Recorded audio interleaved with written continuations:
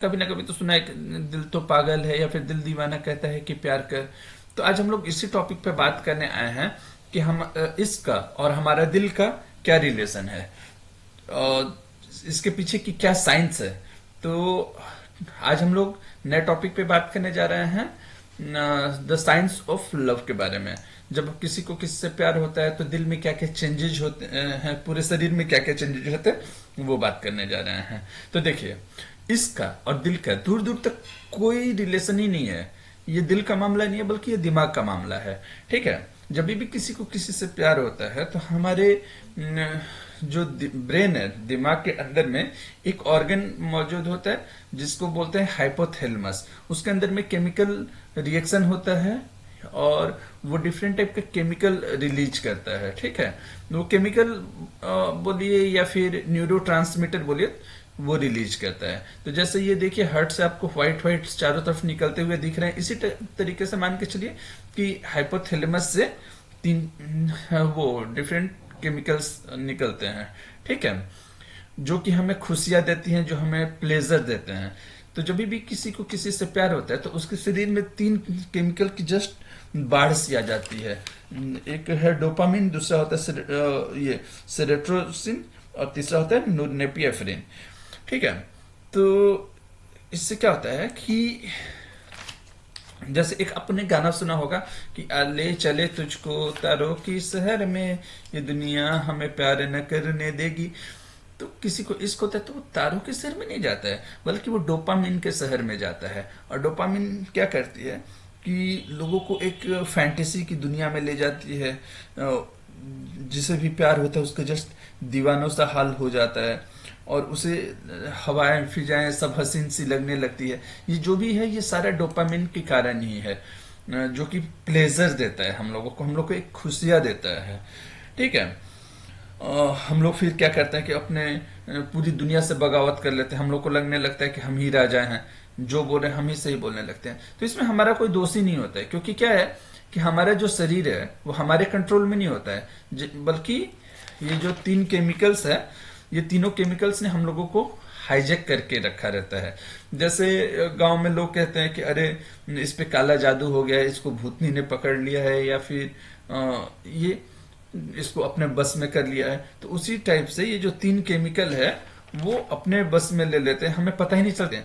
जो लोग पहले कहते थे कि हम इस लड़की या लड़के के बिना रह नहीं सकते, वही थोड़े दिन के बाद जब दिल टूट जाता है तो फिर बोलने लगते हैं कि क्या बोलते हैं कि अंजाम टुकड़ा के मेरा पैर, टुकड़ा के मेरा पैर मेरा अंजाम देखेगी, या फिर बोलते हैं कि हम इसके बिना रह लेंगे। तो क्यों?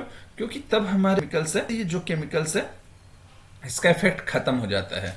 तो डोपामिन एग्जैक्टली क्या होता है कि एक हार्मोन होता है जो कि हमें प्लेजर देता है, कोई भी काम करने में मजा आता है जिसके कारण। ठीक है, जैसे हम लोग फेसबुक देखते हैं तो 4-4 घंटे फेसबुक ही देख रहे हैं, मूवी देख रहे हैं तो मूवी देख रहे हैं, और वीडियो गेम खेल रहे हैं तो वीडियो गेम खेल रहे हैं, या फिर किसी की तरफ अट्रैक्ट हो रहे हैं तो अट्रैक्ट हो रहे हैं। तो ये सब हम लोग क्यों करते हैं? क्योंकि जो हमारा जो डोपामिन है वो हमें एक प्लेजर देता है और हमें वो खुशी के कारण वो बार बार काम करने का मन करता है, और बार बार हमें लगता है कि वही खुशियां की अनुभूति होती रहे। तो सबसे पहले क्या होता है कि जो हमारा लेवल होता है वो थोड़ा कम होता है। मतलब कि स्टार्टिंग में थोड़ा सा ही अगर डोपामिन रिलीज हो तो हम लोगों को बहुत ज्यादा प्लेजर मिलता है, लेकिन धीरे धीरे क्या होता है कि इसकी ना जो आदत सी हो जाती है। मतलब कि धीरे धीरे ये हमारा जो ब्रेन है वो ज्यादा डोपामिन का डिमांड करने लगता है। आज सपोज एक मैं एग्जांपल दे रहा हूँ, ग्राम में मैं लेता हूँ, वैसे ग्राम में नहीं होती है तो न्यूरो ट्रांसमीटर है, लेकिन आपको समझने के लिए मैं बताता हूँ कि आज सपोज 1 ग्राम डोपामिन हमारे दिमाग ने मांगा, तो कल 2 मांगेगा, परसों 3 मांगेगा, चौथा फोर्थ डे 4 ग्राम मांगेगा, और इसी तरीके से हमेशा जो डोपामिन का डिमांड बढ़ते जाता है। और उससे क्या होता है कि हमें आदत सी हो जाती है उस चीज का, हम उस चीज के एडिक्टेड हो जाते हैं। ठीक है, तो अब उसके बाद क्या होता है कि ये तो हमारा हो गया टेम्पोररी लव, मतलब कि ये इनिशियल स्टेज में। लेकिन जब क्या होता है कि जब किसी को प्यार सब हो गया, तो एक और रिलीज होता है केमिकल, दारू का नशा हो या फिर फेसबुक का नशा हो या फिर गेम्स का नशा हो, किसी चीज का भी जो एडिक्शन होता है वो सब डोपामिन के कारण ही होता है। फॉर एग्जाम्पल, आज आप थोड़ा सा भी दारू पिए इनिशियल स्टेज में तो आपको बहुत ज्यादा नशा होने लगता है, लेकिन फिर थोड़े दिन के बाद में ऐसा हो जाता है कि आप एक गिलास पी लिए तो नशा होगा, फिर थोड़े दिन के बाद ऐसा हो जाता है कि आप एक बोतल पी लिए तो भी आपको बहुत ज्यादा नशा नहीं होता है। क्यों?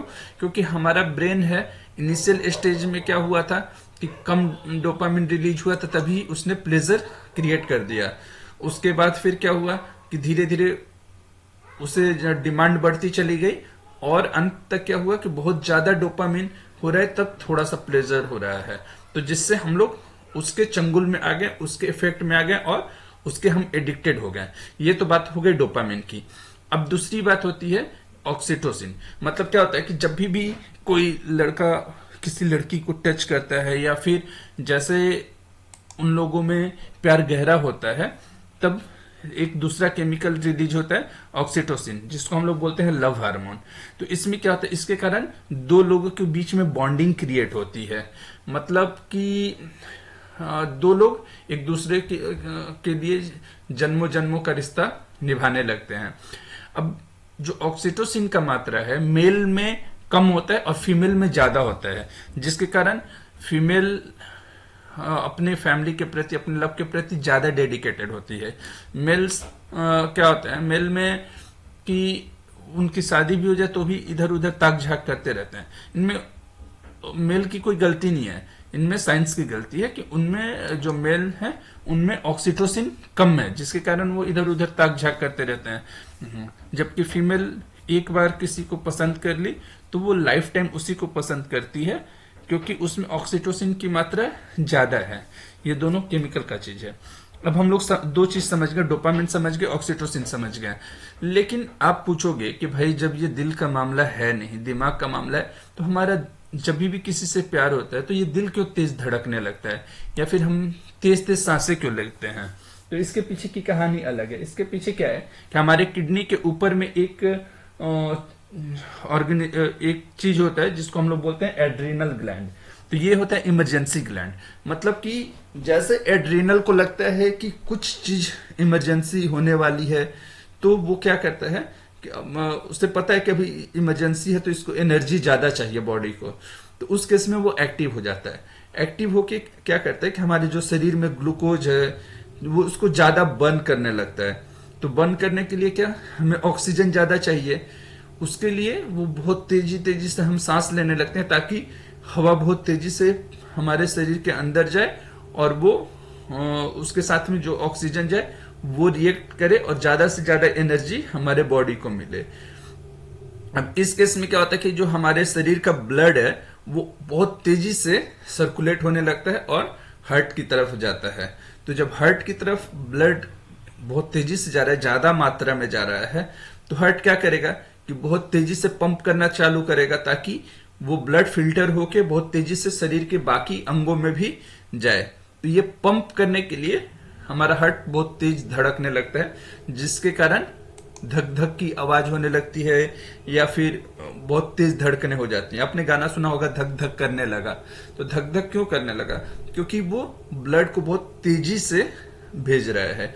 और ये केवल लव के केस में नहीं होता है, ये फियर के केस में होता है, सेक्स के केस में होता है। हर कोई भी इमरजेंसी सिचुएशन हो तब ये दिल तेज धड़कने लगता है।